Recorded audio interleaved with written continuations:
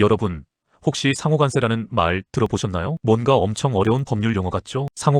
상호관세는 쉽게 말해 우리도 너네처럼 할 거야 하는 거예요. 마치 초등학생들이 싸울 때 너도 똑같이 해줄 거야 하는 것처럼요. 예를 들어 한국에서 자동차를 만들어서 미국에 수출한다고 쳐봐요. 미국 정부가 한국산 자동차에 높은 관세를 매기면 우리도 미국에서 오는 자동차에 똑같이 높은 관세를 매기는 거죠. 마치 눈에는 눈, 이에는 이 같은 느낌이랄까요? 단순히 보복하는 것처럼 보일 수도 있지만 사실은 훨씬 더 복잡한 경제적, 정치적 이유들이 얽혀 있답니다. 이런 상호관세는 왜 하는 걸까요? 가장 큰 이유는 바로 공정함을 위해서예요. 한 나라가 다른 나라의 물건에 불공정한 관세를 매기면 자국 산업을 보호하고 싶어 하는 거거든요. 그럼 다른 나라들도 가만히 있을 수 없겠죠? 야, 너네만 이득 보냐? 우리도 똑같이 할 거야 하면서 맞불을 놓는 거예요. 마치 스포츠 경기에서 반칙을 하면 페널티를 받는 것과 비슷하다고 할 수 있어요. 공정한 경쟁 환경을 만들기 위한 일종의 안전장치인 셈이죠. 물론 상호관세는 무조건 좋은 것만은 아니에요. 관세가 높아지면 물건 가격이 올라가서 소비자들은 손해를 볼 수 있고 나라 간의 무역도 줄어들 수 있거든요. 마치 싸움이 나면 서로 다치고 피 보는 것처럼요. 무역 전쟁으로 번지면 전 세계 경제에 심각한 타격을 줄 수도 있답니다. 그래서 상호관세는 신중하게 사용해야 하는 칼날과 같아요. 그래서 세계 각국은 이런 상호관세 문제를 해결하기 위해 다양한 노력을 하고 있어요. 대표적인 예가 바로 세계무역기구 WTO예요. WTO는 각 나라들이 공정한 무역을 할 수 있도록 규칙을 만들고 분쟁이 생기면 해결해주는 역할을 하죠. 마치 학교에서 싸움이 났을 때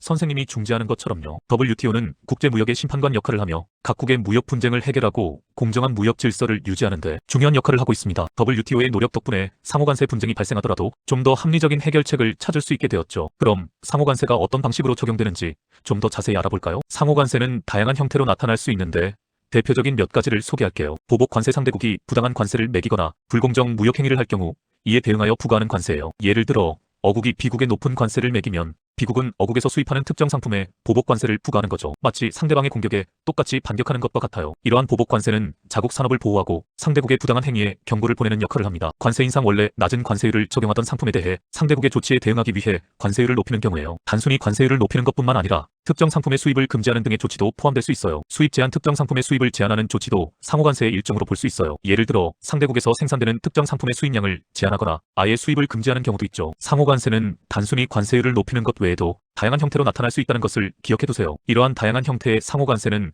각 국가의 경제 상황, 정치적 관계, 그리고 무역협정 등에 따라 복잡하게 얽혀서 적용됩니다. 자, 이제 상호관세에 대한 궁금증이 좀 풀리셨나요? 상호관세는 복잡해 보이지만 결국 우리도 똑같이 할 거야 라는 간단한 원리에 기반하고 있다는 것을 기억하면 훨씬 쉽게 이해할 수 있을 거예요. 마치 정의로운 히어로가 악당에게 너도 똑같이 당해봐라 하는 것과 비슷하다고 할 수도 있겠네요. 오늘 배운 내용을 바탕으로 여러분도 상호관세에 대해 다른 사람들에게 자신 있게 설명할 수 있기를 바랍니다. 그럼 다음 시간에 또 만나요. 안녕.